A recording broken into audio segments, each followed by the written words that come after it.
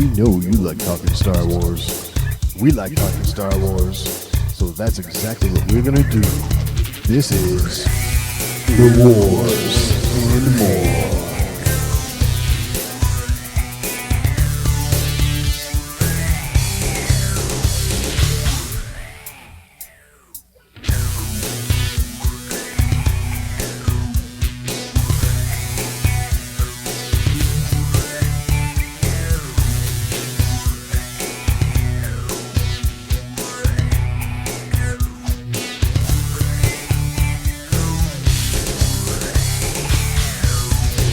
So while this week is going to lack any real heavy hitter stories, we are filling it up with tons of little stories, which means this is going to be a show of rabbit holes. This is The Wars and More. I'm Joe, and of course with me is my good buddy Doug. Hey Doug, how you doing this week? Doing pretty good, Joe. How you doing? Oh, I'm doing fantastic. I'm going to try and keep my jealousy in check this week. Yeah? Yeah, because... even as we speak, my phone is still lighting up. My sister, who we had on the show, I think a couple months ago, right? Right, yeah. Is at Galaxy's Edge in man. Anaheim right now. Nice. Yep. And I am getting flooded with pictures and tales of everything she's seeing. Now I'm jealous. Yeah. Yeah.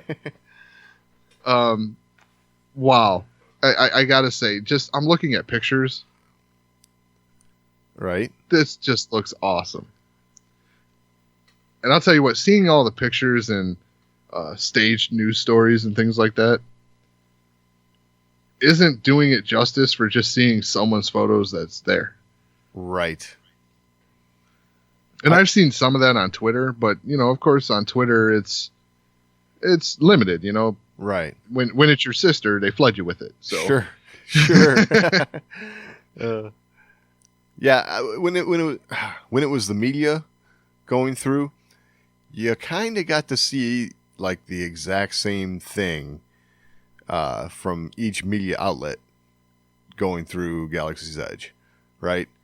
Right. And I'm seeing stuff that I haven't seen. I'm seeing pictures from in lines. Yeah, that's kind of what I was hinting at there. I bet you're seeing different angles, we'll say, of what's going on there, huh? Yeah, that's one way of putting it. That's. I mean, I think I'm seeing the whole damn park. Nice. If I'm to be honest here. Oh, I like it. It's almost like being there, except I'm not. Right. But I'm digging it because it's not only my sister, but it's my two nieces, and seeing the pictures and all the fun they're having. Right. So, two young kids, they're having a blast, and they're not Star Wars fans, they like Disney princesses. Oh, sure. And I think they're even in their Disney princess outfits, That's okay. Hey. Oh, no, that's perfectly fine. Whatever gets the imagination flowing. Right. And yeah, it's just so cool to see, and they're having a blast. All of them love blue milk. Oh, excellent. They said it's absolutely delicious. Awesome. My sister said the girls couldn't stop drinking it. It was... So obviously we're talking about the non-alcoholic version here. Of course. But yeah, it's really neat. I'm jealous. Oh, as am I, gotta say. So on topic, Galaxy's Edge, Smuggler's Run has seen its 1 millionth rider. Ooh, nice. So it's a pretty impressive pace, Sure. They put the math down here. That means it's about 24,000 riders a day. Well, that's not bad. Yeah, considering I guarantee the park's capacity is probably not 24,000. Like, right. I'm not entirely certain, Yeah, but I'm I not sure. bet 24,000 people are not in the park, you know. And I know that obviously this is a 1 millionth rider. That's if you ride the ride 10 times, you're counted 10 times. Yeah, know? absolutely. So, but that's still no mean feat, you know. Right. Or it is a mean feat. Yeah. It's nothing to be balked at. Right. I would imagine,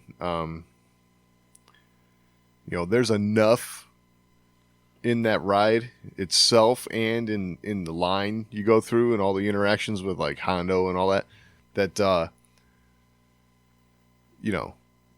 It warrants a return. Yeah, exactly. It warrants a return trip, and it's going to take a couple times before you can digest it all. So, right. Yeah. Yeah, it's definitely something I want to do, even more so now because like I said, I'm getting pictures. Yeah. My sister wrote it before me. I'm the Star Wars fan of the family. Right. Yeah. How are you going to live that one down? I'll just write it more times. There you go. I like that. That's a good attitude. I like it. No, she told me it was rough for her though. She's not one for 3D rides. Oh, little motion sickness? Yeah, I think so. She didn't really say that, but I'm guessing when she's like, "Yeah, I don't really like the whole 3D thing," and I'm guessing, yeah, that kind of rocked her a little bit. Yeah, that can happen sometimes. All I got to say to that is, you need to come back. She needs to come back with me, right, and let me pilot the Falcon. You think you're sick right now. Right. I'm gonna be like Anakin. Let's try spinning. That's a neat trick. Yeah. Like. Yeah, exactly. You're still flying half a ship. Exactly. So. Yeah, that's cool though. That's glad to see that people are enjoying that. Yeah, totally. All right, so last week we talked about Resistance and I'm going to put emphasis on this, DVD release coming August 20th. Right. And I saw today they, put out I believe it was yesterday, at the time of this recording. They put out like the cover art and put some details on the bonus features and things like that. Okay. And it just kind of got me thinking. I keep seeing Blu-ray, sorry, DVD. It's a DVD release. Now we all know what you're thinking. Yeah, it got me wondering, where's the Blu-ray? Aha. There are those of us that we want to watch this in HD, Sure, absolutely.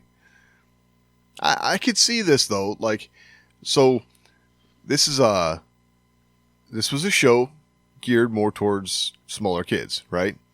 Mm-hmm. I mean, we all got that vibe from it initially anyway. So, I could see, I envision the big table, Disney execs, all the suits sitting around it, making this decision. How are we going to release this? I'm sure there's lots of, kids' playrooms with a TV set up in there that has, the old hand-me-down DVD player instead of a Blu-ray player.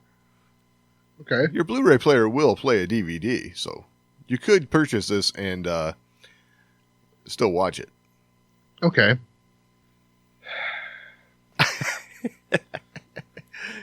Now, with that in mind, yeah. Okay, yeah, it's for the kids. They're thinking about kids. The kids' room DVD players. It's what the kids are getting, right? Yeah. Okay. So I'm thinking about me, right? Adult. Sure. I want to see it in HD. And then I look at the bonus features. Okay. Okay. Now tell me, does this scream kids to you? Path of Resistance. Join supervising director Justin Ridge and the cast of Star Wars Resistance for a special look at the past, present, and future of the show. Right, that part's for you.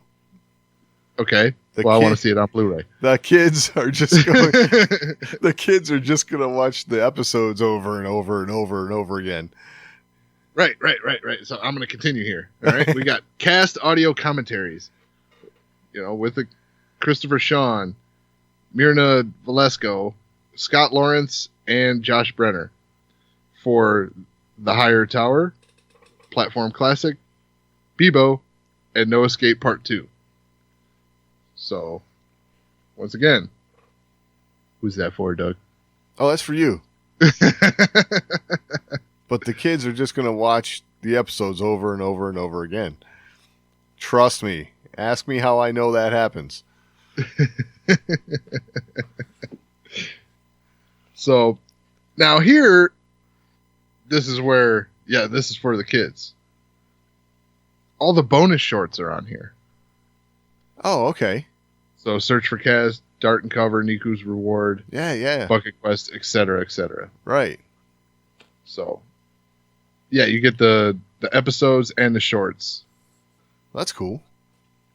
And they're also putting on all the Resistance rewinds. Oh, cool. Those are all the episodes that came out on YouTube, right? Yeah. Awesome.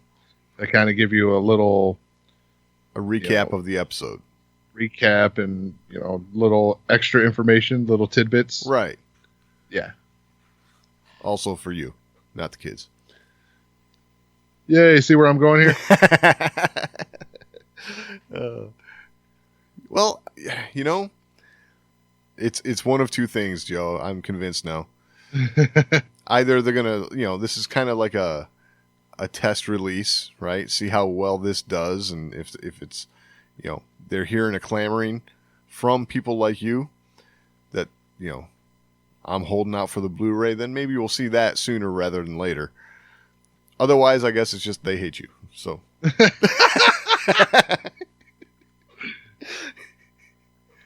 Well, I mean, if that's the case, I just want to say that's really bad marketing because I buy a lot of crap. Right.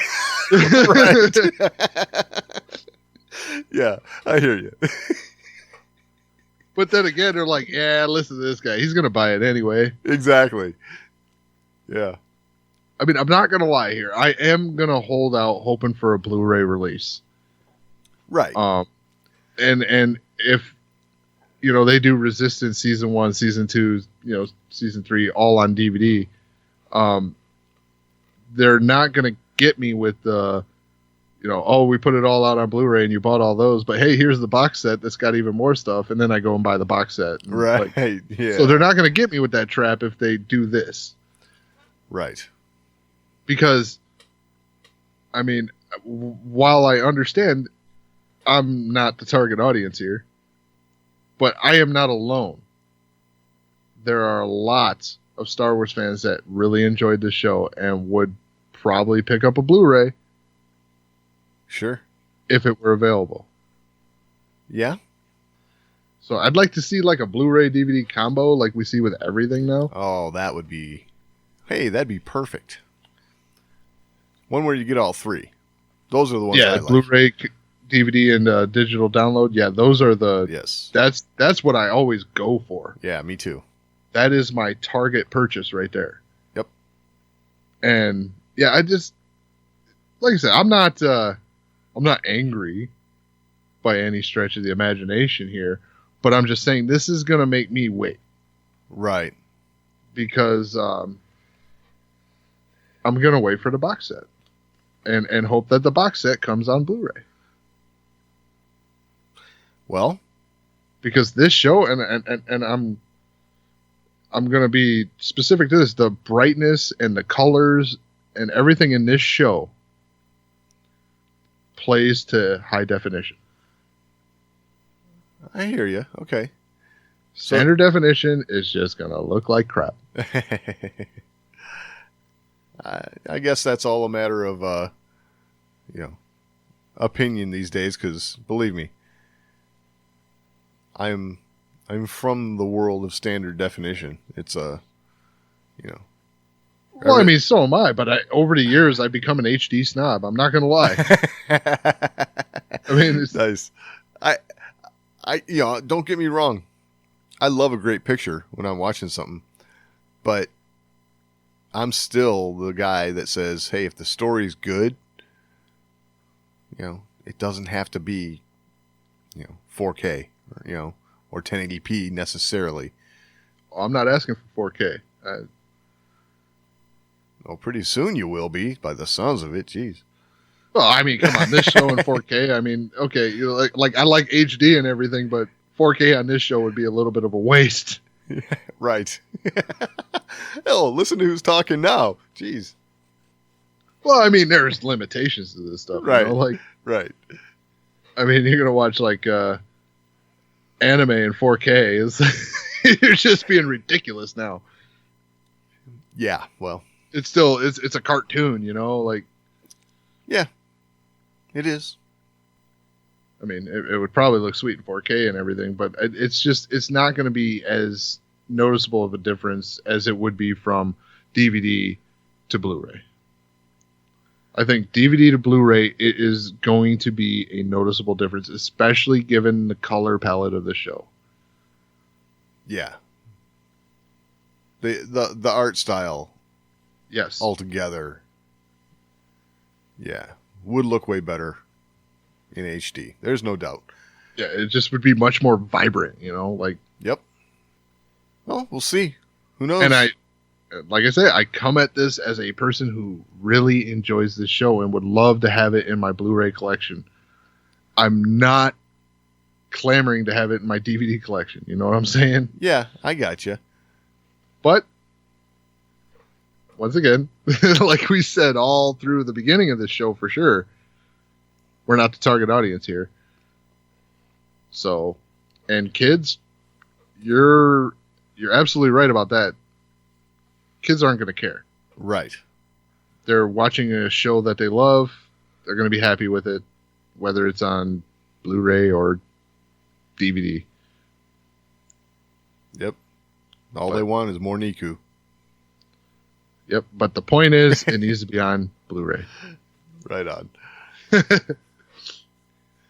So sticking with Resistance, though.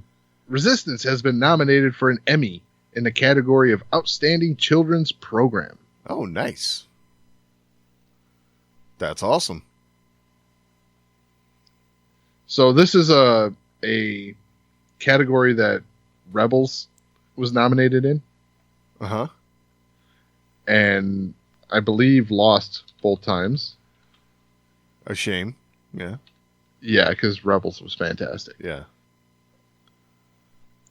Well, Google, why are you failing me right now? Just double checking to make sure that Rebels lost. Seeing nominations. I don't see... Yeah, so all I see is nominations, nomination. No one. Okay. So, I'll say this, so in this category, I think Resistance is stronger than Rebels. Really? You call it stronger? Yes, just for Outstanding Children's Program, I think Resistance has targeted children way heavier than Rebels did. Like, Rebels was, walking that line trying to capture all audiences. Right. Right from the get-go. I would totally agree with that. And Resistance has been a children-focused show since its inception. And I think that gives it more strength in this category than Rebels had. I can see that. While I think Rebels was an outstanding product in, that category, it just wasn't as targeted as Resistance is. Right. Yeah. I mean, what was the category again? It is Outstanding children's program. So that right there, if you were to ask me which of those two shows was nominated in that category, I would choose Resistance every time. Right. You know what I'm saying? It just seems right for that category. So, yeah, I totally get it. Yeah, everything about it just is. You can just see it was more targeted towards children. Right. While Rebels, obviously it started a little more in that area, but the nominations were in 17 and 18, so you were already into the show. Right. So the show was already starting to grow, and the show it was growing at a rapid pace. Right.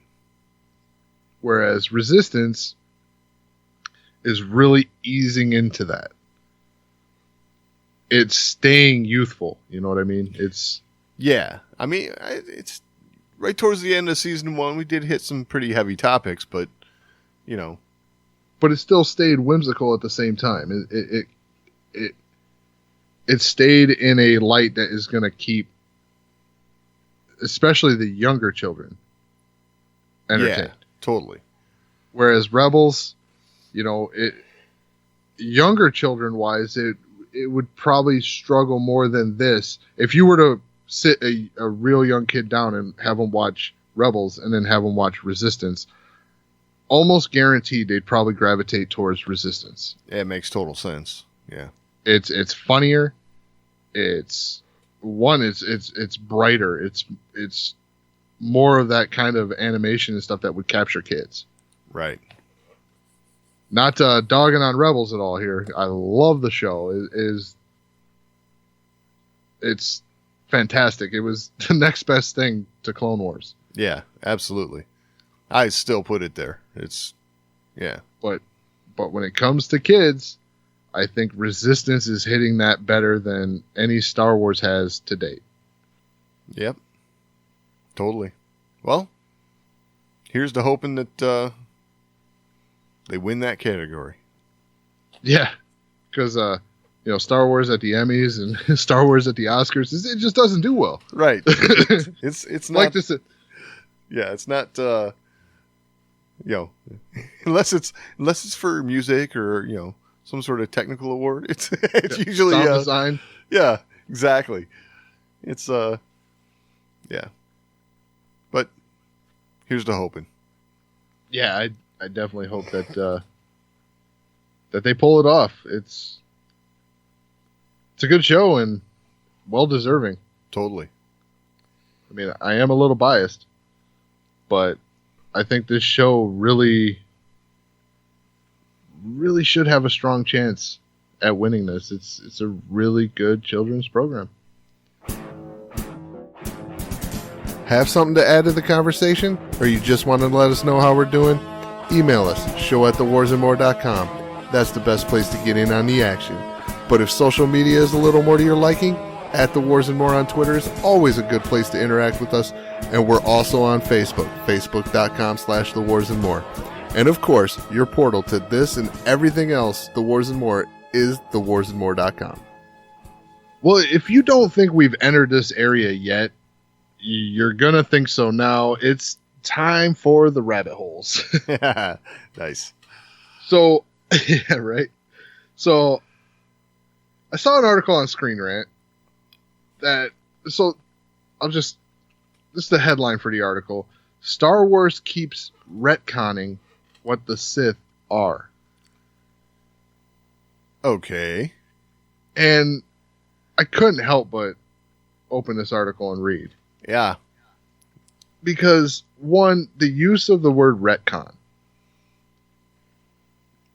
Yeah. It's something we see a lot of, especially in Star Wars. Right. And I think we see it a lot used incorrectly. Yep. Because recycling ideas and expanding on ideas is different than retconning. Totally. So, like, retcon, the use of the term is to, like, fix something, to change something. You know, to take something that went one direction and tell a story that flips it around and sends it in another direction. Correct. Because they didn't like where it was headed or for whatever reason. Yeah. And I don't feel like, at least in the canon, this has happened with the Sith. Ever. I would agree with you. I believe we've gotten tons of expansions. Right. On what it is to be a Sith and the history of the Sith. Things like that. We've gotten expansions on that. And in the canon, that's still very limited. Yeah. You know, there's not a ton of references to the Sith in canon, with the exception of the prequel trilogy. Right. And even in the prequel trilogy, there's not a ton of, you know, this is the history of the Sith. This is what it means to be a Sith. There's no real concrete definitives on any of that. It's a lot of legend and mysticism, things like that surrounding what the Sith were. Right. It's funny because in the prequels we do hear about the Sith, right? Mm-hmm. And for instance, in the Phantom Menace, we get Sidious and why am I drawing a blank? Anakin? Maul. So Sidious and Maul, right? There's two, right? Then, you know, later it's mentioned, you know, well, actually, then later we also get Dooku, but it's, well, yeah, because there is no Maul. But it's mentioned there's, you know, only two there are, right? Right. Well, actually, it's mentioned in the Phantom Menace, right? Yep. Two. So, this is something that, you know, brilliantly, through that type of dialogue, is something that is spoken about as though it's just a known quantity, right? Mm-hmm.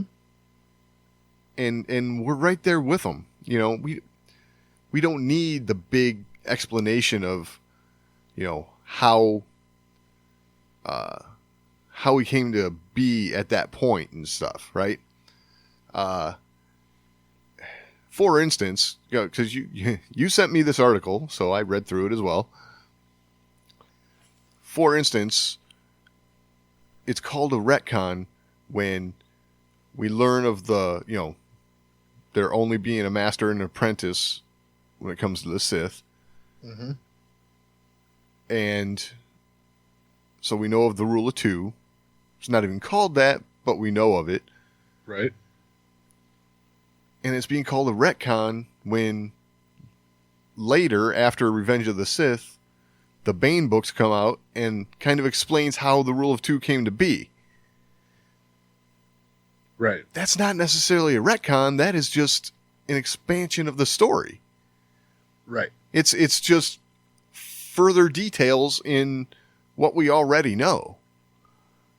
So, yeah, it's an expansion of. Yes. It's not changing what you know. No. And that's what retconning does. It changes what you know. Correct.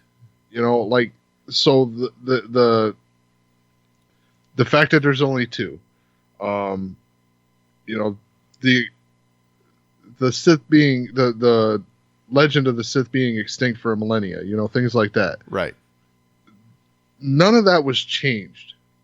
No. By the Bane novels or any of the other stuff that came along with it. Right. It was just expanded upon. Right.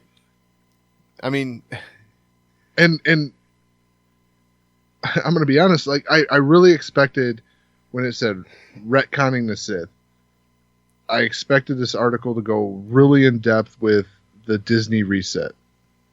Right. With pretty much relegating all of the expanded universe to Legends. Right. I expected it to go into that really hardcore, and it didn't. It touched on it. Touched on it, yeah, a little bit. But that's all it did was touch on it. Right. And now we are still pre-Rise of Skywalker here. Yes. And the thing that's really ramping this up right now is the introduction of the Sith Trooper. Right. We don't know that it's going to wipe out anything. No.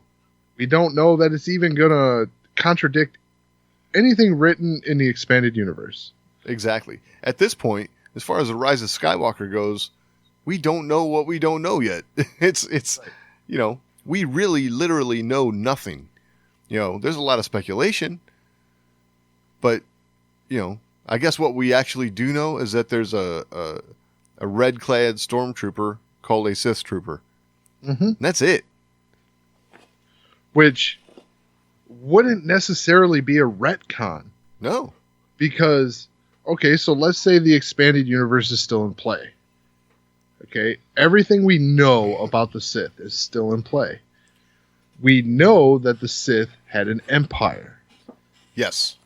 Okay, there were tens of thousands of Sith. Now, when you talk empire, tens of thousands is a very small number. Right.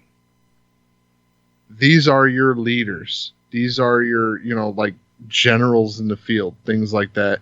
And a lot of them, like the Jedi, were either just regular soldiers or relegated to the temples.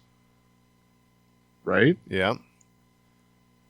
So you had an army of regular people that would have been like the equivalent of a Republic trooper at the time. Right. So calling him a Sith trooper in that wouldn't have been crazy, because it would have been like the Sith Empire and their regular, infantrymen. Right. I can't imagine that that's any different than what's going to happen in the Rise of Skywalker. Your Sith trooper isn't changing what it means to be a Sith. It's just your, infantryman that's following the Sith. Right. I mean, when it comes to quote unquote the Sith, right, that we know of from what is canon, I don't see anything that this, red stormtrooper is going to be retconning. I mean, we haven't touched on that in canon as of yet. We have some stuff from the Legends material, like you were talking about, which is now relegated to Legends, and it's good stories, it's awesome stuff. But, none of that has to jive with what comes out in December. So, But in order for it to be a retcon, it has to be canon. Right, the previous stuff? Yes. Yeah. So if your source here is to say, okay, with the death of Sidious and the death of Vader, the Sith are extinct. Right. Right? Yeah. So that would be taking, like, you'd have to use the Plagueis novel as your basis for this. Because the Plagueis novel, it would be the one that said, okay, in order to be a true Sith, you had to be descended from the Bane line. Right. Which means you are one of the descent. You became an apprentice and a master in that line of. It started with Bane and it went down these series of 2, 2, 2, 2. Right. So you had to be descended from that in order to be a Sith. If that's the case, then yes, the Sith went extinct with Vader and Palpatine. I got you. Okay. Okay. But that's not canon Correct. because that's been relegated to legends. Right. So is that a retcon?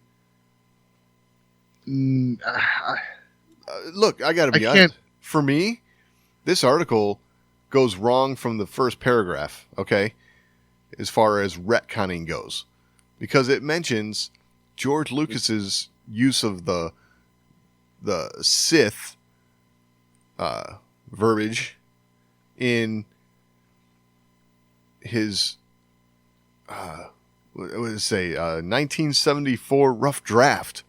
Right. Okay. And yet we don't hear the word Sith anywhere in the original trilogy. Yeah, not once. So they're calling that a retcon. Like, no. It's no, it's not a retcon at all. That is simply a change from rough draft to finished product, right? Yes. That's I think we're misusing the word, honestly. Yeah, because I mean, if you use that, like you look at all the things that were referenced in this draft, right? Yeah. That means Chancellor Valorum, right, was a retcon. Right. No, it was a character in a draft that wasn't used, and they recycled the name. Yes. That's not a retcon. A retcon would be they had that character, Prince Valorum. Right. And they referred to him in a certain way and said, we didn't really like the way that went, so we went and changed it, and he's this. Yeah. We need him to be Chancellor now, so we make this happen and that happen, and now he's Chancellor. Right. Yes. That's a retcon. That's a retcon. Right. Absolutely.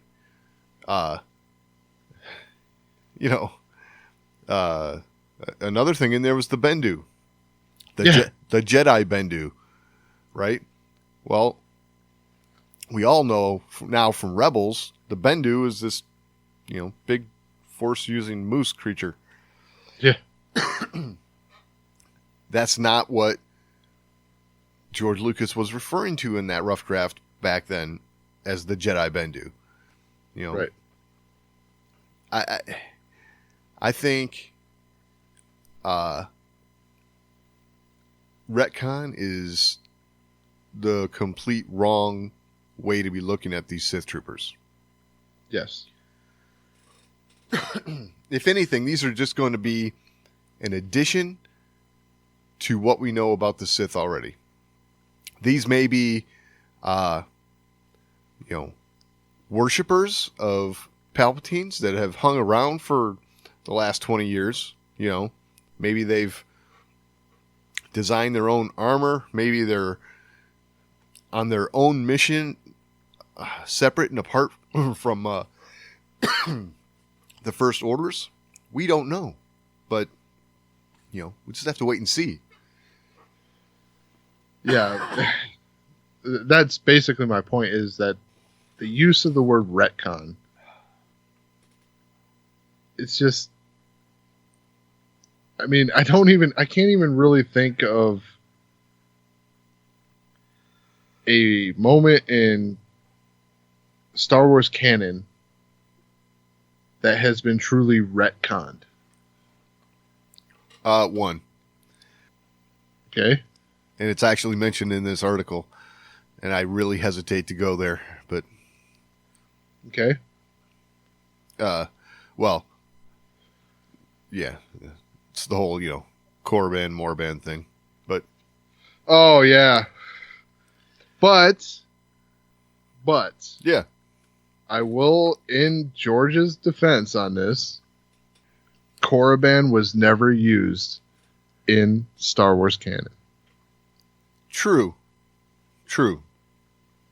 Now, so was it used in video games and, expanded universe, things like that? Absolutely. Yes.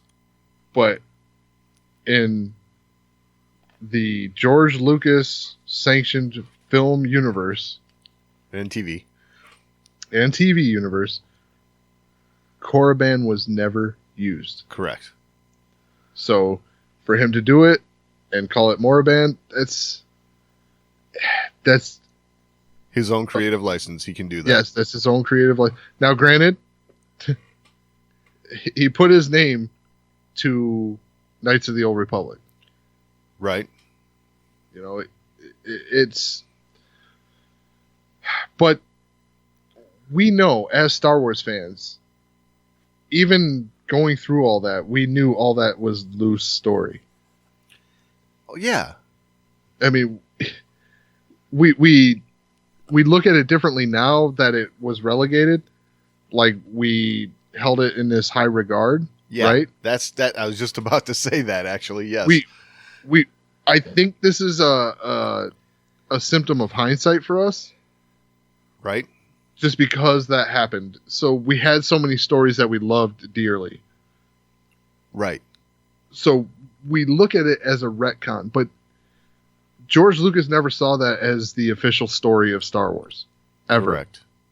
And he made that, and the example I'll use is he made that utterly apparent with Mara Jade.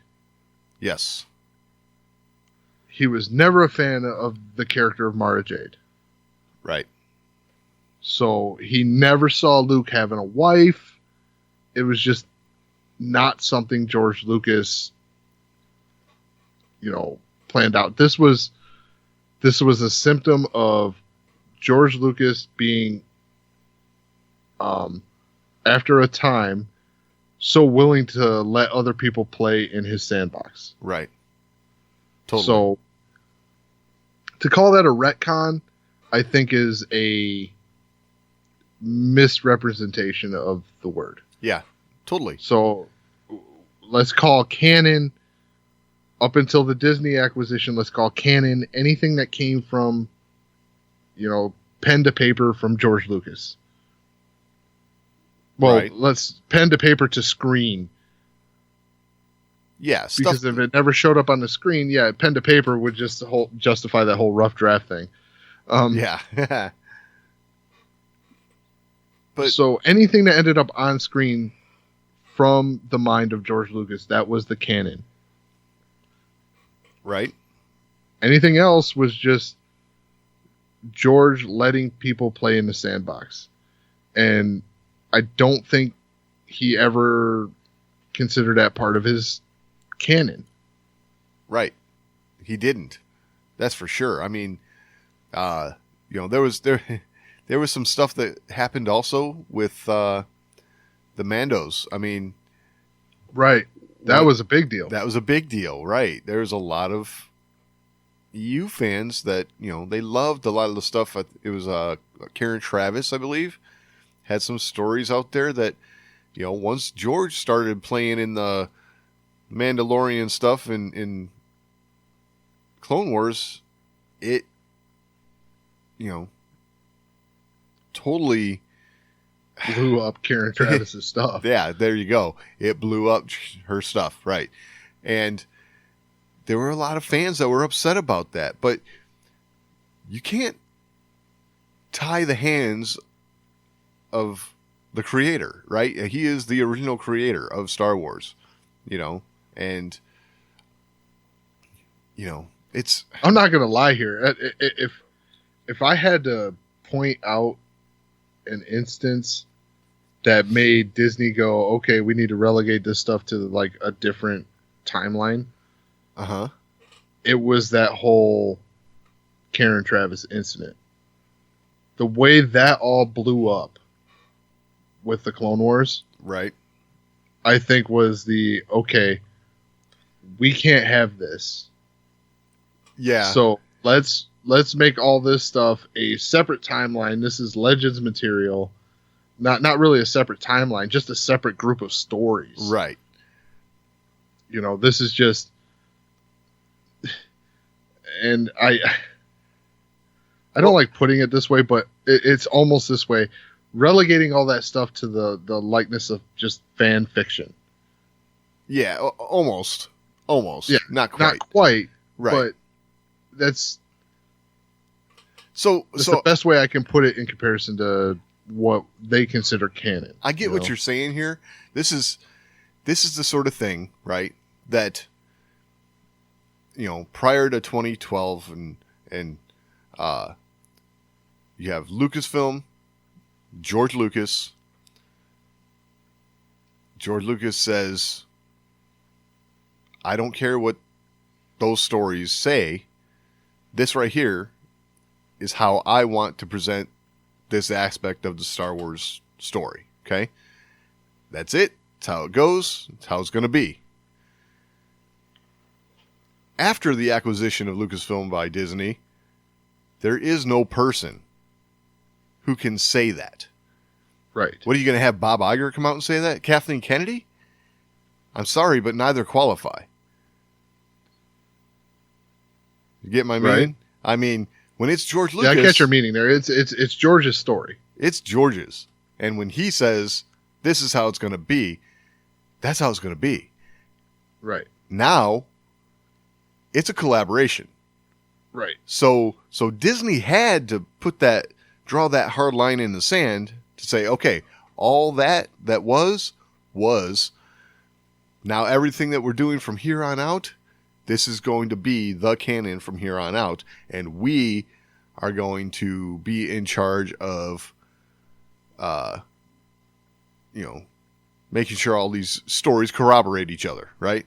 So, and that's the other thing with the EU is the stories started to get a little. They started to muddy each other up. There was a lot of contradictions. There were. It wasn't clean. They did, I think, their best at times to try, but my God, there's hundreds of stories that, and when there are that many, it can become quite daunting to, keep it all straight, I guess. Yeah, I think I think the last straw for me with the expanded universe, right? And the point where I'm like, are you kidding me? Was when they decided to drop a moon on Chewbacca. Yeah. Like, first off, it's Chewbacca. How dare you? Right. Second off, like, really? This is how it had to go down? Yeah, I know. Like, okay. This is not something that happens suddenly, right? Like, you don't just, like, all of a sudden, like, oh, here's a moon. You got time. Right. No one could get Chewbacca out of there? I know. Like, it was such a weak story, in my opinion. And that was, like, really one of the moments where it's like, okay. And when the Disney stuff happened, it was like, all right, yeah, this is getting crazy. Yeah. But Disney did come in and to their credit, the whole Legends thing was a masterful way to handle this. Yeah. Because it allowed all this stuff to still be reprinted. Exactly. Those stories are still there for our consumption. I mean, yeah, you can still go pick up, the Thrawn trilogy, right. You can go pick up the Bane novels. They have this little tag on the top now that says Legends. But it's there. It's there, and it's all good stuff. Yeah. There are tons of really great stories out there. Yeah. I guess for me, I just want to make this point, is that from our current canon, there is nothing about the appearance of a Sith trooper in Episode 9 that is creating a retcon situation. Yeah, nothing warrants the term. Nothing. So yeah, that right there was basically my whole point with bringing all this up. Yes. Is just the use of the word retcon. Like I encourage everybody to go read the Screen Rant article. It's a worthwhile read. Oh, totally. I just think the term retcon is not fitting. I agree.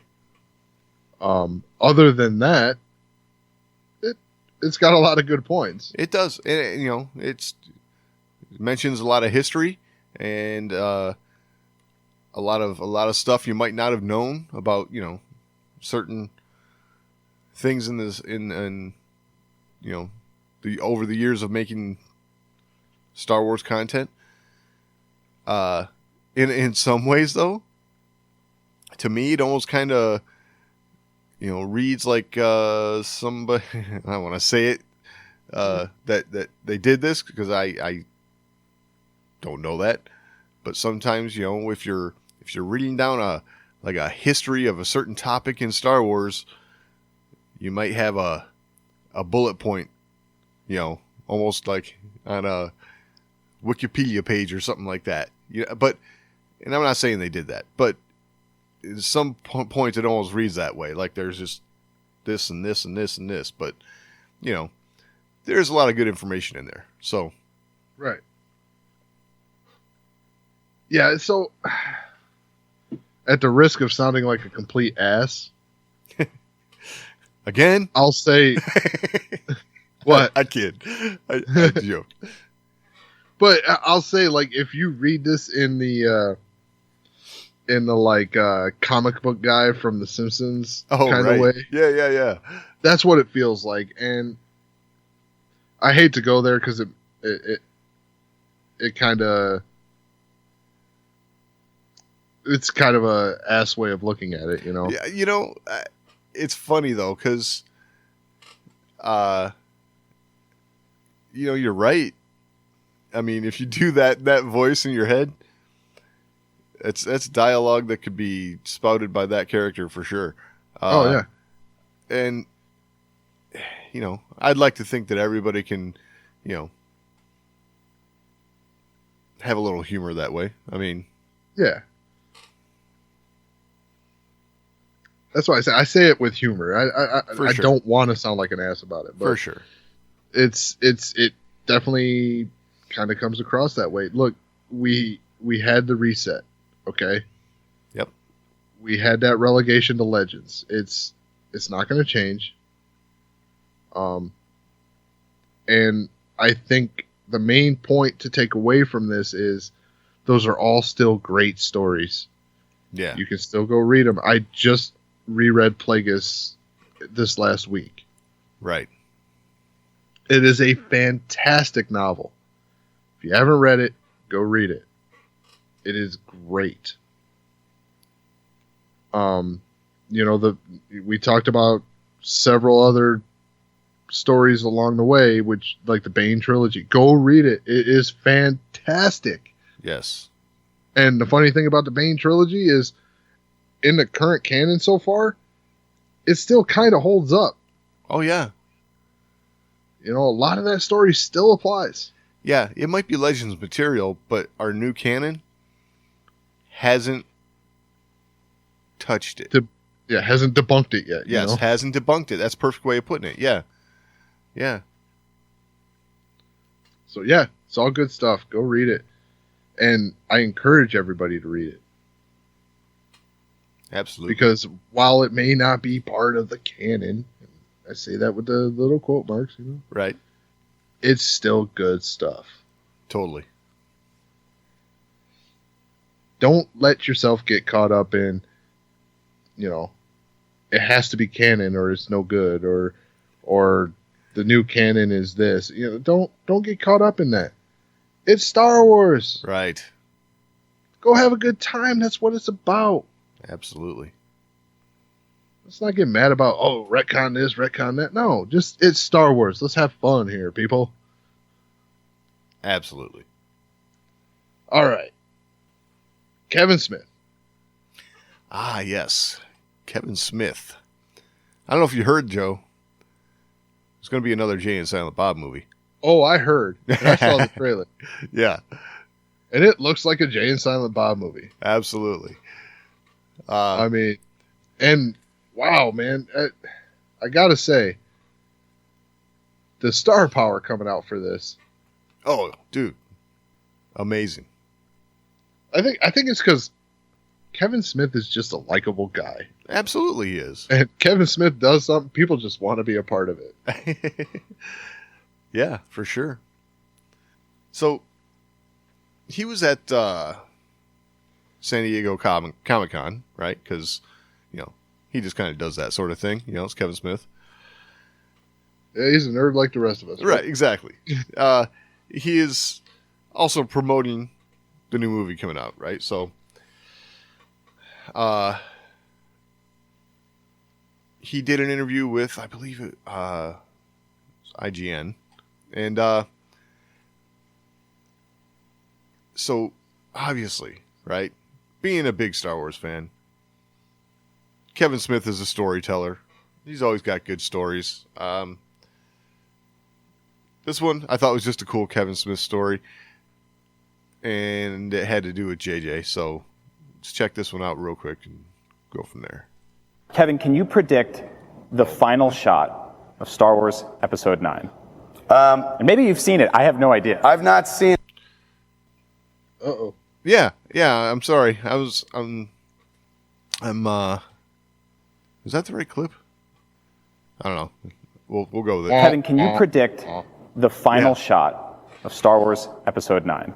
And maybe you've seen it. I have no idea. I've not seen it, but I was on set. I went to London at one point and visited the set. JJ invited me because I had the heart attack. He was like, when I had the heart attack, he wrote me and he was like, you got to pull through, man, so you can come visit Star Wars. And I was like, can I be in it? And he was like, come visit. So I pulled through, and I was the kind of asshole that wrote him back to be like, remember what you said? And he was like, come on out. So I got to hang out and be there on set. That was it. That was the clip I was looking for. I just forgot. So what I really thought was odd about that clip, I failed to mention at the beginning, was the question the interviewer asked them at the beginning. It's kind of an odd question, so just check that out again real quick. Kevin, can you predict the final shot of Star Wars Episode 9? Seems strange, doesn't it? Yeah, it's an odd question. So, I like Kevin Smith as a storyteller, even in these interview situations. He just, I think he thrives like that. Absolutely. That's he's right in his wheelhouse here. So, that's a neat little story. Gotta love it. The interviewer's question, though, I thought this is that's an odd question to be asking, unless you didn't prearrange this, So I think this is where they were going with that question in the end. And there was a scuttlebutt about a set there at Pinewood, a big set that they were like, you have to see this. When you see it, it'll melt your mind. And I was like, what was it? And they were like, ask JJ. And so I asked JJ, I was like, they keep telling me I should see the set. And he goes, don't. I said, why? And he goes, the last shot of the movie. So I was like, well, now I really want to see it. And he goes, you don't want this spoiled. You want to be in a theater when this happens, trust me. And then other people on the crew were like, bro, I wish I hadn't seen it. I'm glad I did. He's going, but it will melt your mind. For that reason alone, man, and as inquisitive as I am and curious as I am, I desperately wanted to go look. But like when you talk to the magician's like, trust me on this one. Sometimes as human beings, we want to know how to pull a rabbit out of the hat. But JJ is such a magical magician that I'm just like, you know what? Do it. Trick me. I'll wait and get tricked. Even though I could have seen what it was, I was like, I'll sit back. I like your plan. He's never let me down so far. So it's there. There are people in the world that know what the last shot is, even if the movie's not fully cut together at this point. I'm not one of them. So, wow. Mm-hmm. Now we're talking about a big set for the last shot of Episode 9. So that makes me wonder, like, what about the set? Like, yeah, you're not seeing the scene being shot. You're not seeing anything but the set. Right. Like, it doesn't have to have actors walking around on it. Just the set. Yeah, I don't have the slightest idea on what about a set could, one, spoil it for you, right? And two, just blow your mind like that. Now, And I say that knowing that just seeing the set of any scene shot in Star Wars would probably blow my mind. yeah. Oh, totally. But, okay, so let me throw something out there. Because this is something that could, spark a lot of thought, I guess. But you still need context for it, right? Mm-hmm. Let's say the set is a jungle set, right? Yeah. And there are the remnants overgrown by bush and trees and whatever, but the remnants of a funeral pyre. And you see maybe, a burnt, charred mechanical leg, the control panel Vader had on his chest, right? That kind of stuff. But why would that be the last shot? I don't know. I'm just saying. It could if there were something like that, okay? Yeah, like a funeral pyre for Kylo Ren. Well, what I'm saying is, if it was Vader's funeral pyre remnants, okay, I could see them saying that would be something that would melt your mind, because you're gonna start trying to think of, oh my God, how's this gonna end, right? I mean, Right. just seeing the set, I mean, that's, if you see something like that, it's going to get your mind racing as to, oh my God, I know this is the last scene. How does it apply, right? Right. So that's what I'm getting at. I don't think that is it. That's just me spitballing. But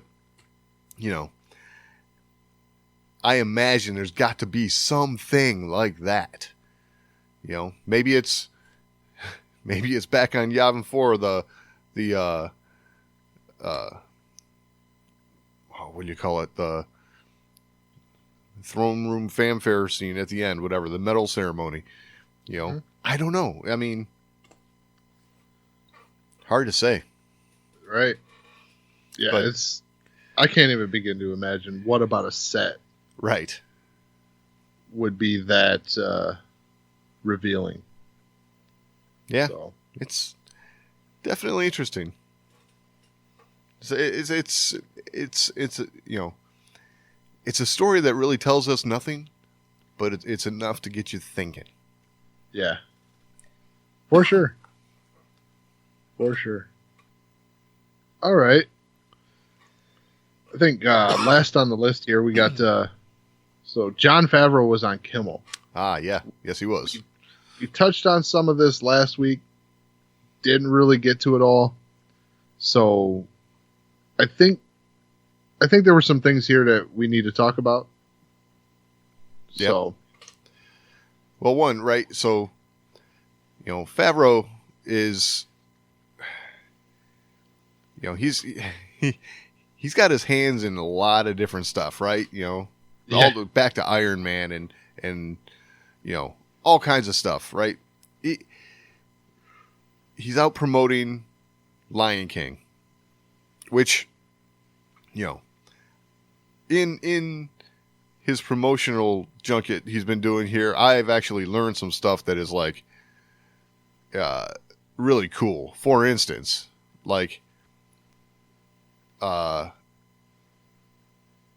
there's almost virtually nothing. We keep calling this the live action version of the Lion King, right. but there is nothing live action about it, including like the backgrounds and stuff. Right. They actually CG'd all of that, which is So remarkable. he actually made a comment on this whole tour he's doing here about that. And so they go in and they create these CG worlds, right? Yes. So they create this whole scene, and then they go in and they put on these VR headsets, Right? and they actually like go into this CG created realm and stage their camera shots. Yeah. Like they're filming live action, but in VR. Like, right. Wow. Yeah. This is where we're at. He said when they're actually, how did he put it? When they're going to actually do, because they're actually using some of this same technology for the Mandalorian, he said. Yes. And he said, like, when they're actually going to do the filming, it's almost like they're going back to do reshoots. Yeah. So, it's kind of cool. But, so he's talking on Kimmel about The Lion King, right? And he talks about there's one character that remains from the animated version, and I think we all know who that is, but Jon Favreau's comment here just kind of hit home when I heard it, so it was kind of cool. Beyond being just James Earl Jones as Mufasa, in my childhood, as Darth Vader, too. For me, CNN, but yeah, I understand, yeah. Yeah, that's Darth Vader. Yeah. Because I got to be honest, whenever I saw The Lion King, that's what I was always thinking. Hey, little lion cub there? Yeah, that's Darth Vader talking to you. You better listen to that guy. That's right. If you don't, he's going to force choke you. But it's just kind of cool to hear because, it's almost like where Jon Favreau's head is at now. It's in Star Wars, So. Yeah, you almost imagine him, like, he says stuff like that. You almost imagine him geeking out a little bit. Yeah. Like, I get to work with Darth Vader. Exactly. Like, yeah, it's Mufasa. And that would hit with me too, because that's kind of my age group a little bit. Absolutely, yeah. It's Mufasa, but I was already at that point, like, that's Darth Vader. Right. Like, I could hear it as a kid, For sure. Yeah, he said it just prior to what I clipped there. He's like, there was no way you were recasting James Earl Jones with anybody else. There's no one else who could do it. So, No, it's James Earl Jones. Of course. So, seeing as how, the topics seem to switch there from Lion King to Star Wars a little bit. He was asked about the Mandalorian, so here's a little bit of what Jon Favreau had to say about that.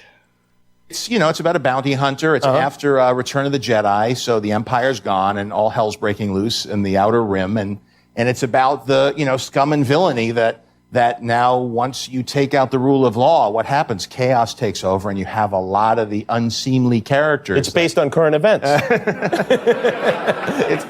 It's kind of like when you meet Han Solo at the beginning of Star Wars or New Hope, and you have sort of the Starport bar, and I always love those characters. I always love the rogues gallery of bounty hunters in Empire Strikes Back, and I always want to see more about it. I got together with a guy, Dave Filoni, who's my partner on this one as producer, and we're writing this stuff and coming up. It's honestly like turning over your toy chest and playing with all the Star Wars toys together. We're having a great time. It's all new characters. It's going to be on Disney Plus coming up in the fall, and we're done with the first season. I was actually writing part of the second season now, so I'm having a blast.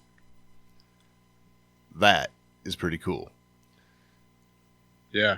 I love the way he talks about his working relationship with Dave Filoni. He says, he is my partner in this. We are writing. It's like, yeah, that's exactly how it should be, as far as I'm concerned. Yeah. Yeah, that's, and I think about it like the way he describes that, like dumping out your toys. Oh, right. And playing Star Wars. Yes. Like, that's That's what I like to hear, because I feel like that's going to hit us right in the feels, like Absolutely. I mean, that's if that translates into what we're seeing, it feels like we're playing Star Wars. That's just, like I said, that's just going to hit us right where we want it to hit us. yeah. I think this is truly gonna be, a Star Wars fan telling a story that Star Wars fans want to hear. So, should be a good thing. Yeah, and even better than that, though, it's not just a Star Wars fan, but it's two Star Wars fans Well, yeah, coming together and playing Star Wars. absolutely.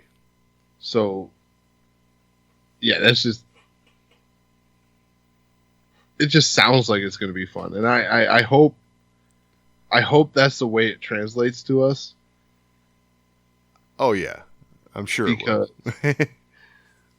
yeah, I'm sure too, but that's kind of been Dave Filoni's MO, and the fact that Jon has embraced Dave Filoni's way of doing things a little bit. Right. And I'm sure he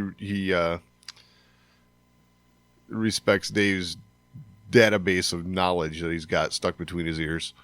But yeah, he learned at the feet of the master. Right. So, and we're going to get not only Dave Filoni's input that has been so tried and true, but we're going to get an added perspective to that. Yeah, totally. So, yeah, I everything I've heard with the way these two guys are playing off each other, I can't imagine this not being good. Right. I'm anticipating something fabulous, to be honest.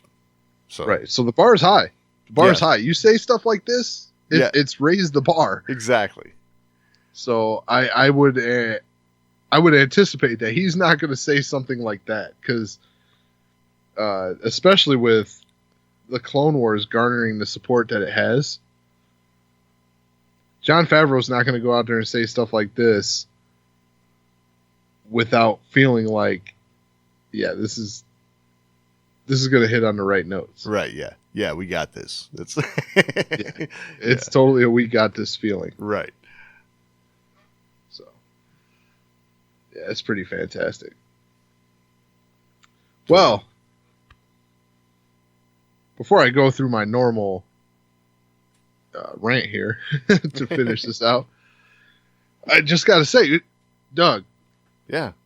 we are approaching our 100th weekly episode. Yes, we are. And now we've already reached 100 episodes. Yeah. Pretty fantastic. It's a great feeling. We've made it this far. Agreed. But we're coming up on our 100th weekly episode when we started adding numbers to what we're doing here. Yep. 100. This is wow. Like, I feel good, and I feel like we need to do something special. I feel like what we've got in the works is going to be a lot of fun, and I can't say enough to share my excitement about what we've got in the works here. Well, I agree. 100 episodes, it's definitely a milestone when it comes to podcasting. There's, I would like to think that we're, we've been pretty consistent about this, and we're, maybe we haven't always hit on all cylinders, but we're always here. So, and we always try and improve as much as we can. So, yeah, I think what we have coming up is going to be,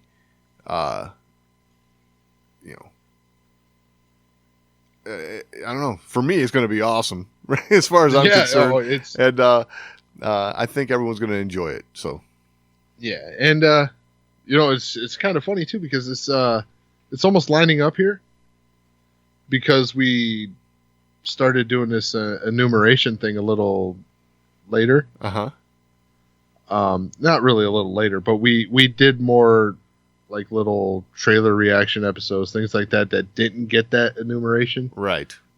So our 100th episode is also kind of lining up with our 2-year mark. Oh, excellent. So it's going to be fun. It's going to be a hell of a celebration. And I